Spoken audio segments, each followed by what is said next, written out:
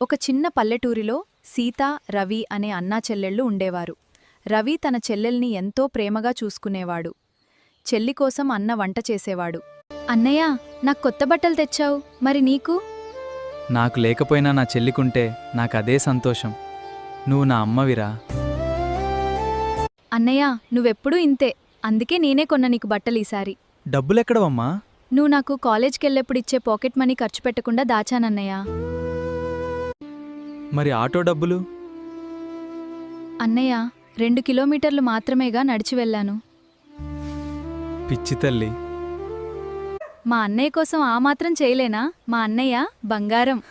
పెళ్లివారు వస్తున్నారు రేపు నిన్ను చూడటానికి. నువ్వు నా మాట వినాలి. రేపెలాంటి గొడవలు చేయనని మాటివ్వు. నిన్నొదిలి నేనెక్కడికి వెళ్ళనన్నయ్యా. ప్లీజ్ అన్నయ్య. అదిగో అదే వద్దంటున్నా. నువ్వు నాకు మాటిచ్చావు ఇందాక. నీ ఇష్టం.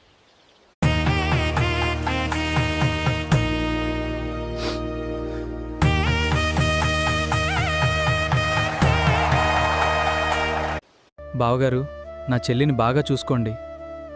అలాగే బావగారు.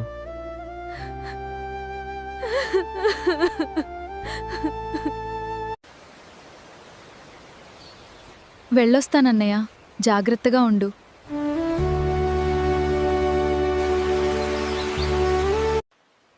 చెల్లి బావుండాలి.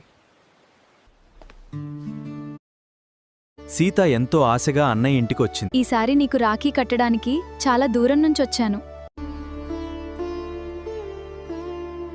ఏమైందన్నయ్య?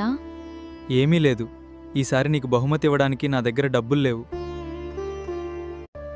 నాకు బహుమతి ఎందుకన్నయ్య?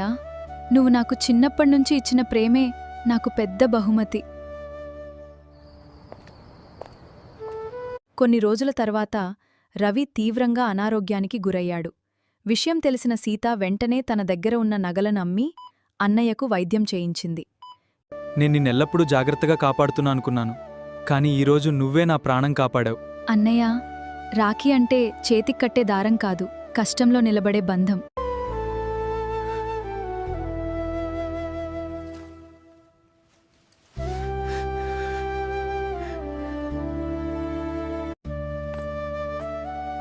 నిజమైన అన్నాచెల్లెళ్ల బంధానికి డబ్బు, బహుమతులు అవసరం లేదు. కష్టం వచ్చినప్పుడు తోడుగా నిలబడటమే నిజమైన ప్రేమ. నచ్చిందా అండి స్టోరీ? నచ్చితే చిన్న లైక్ ఇవ్వండి. మరిన్ని ఇలాంటి స్టోరీస్ కోసం మన బంధాల కథలు ఛానల్ను సబ్స్క్రైబ్ చేయండి. Thank you for watching. మరొక ఇంట్రెస్టింగ్ స్టోరీస్తో మళ్ళీ కలుద్దాం. బాయ్.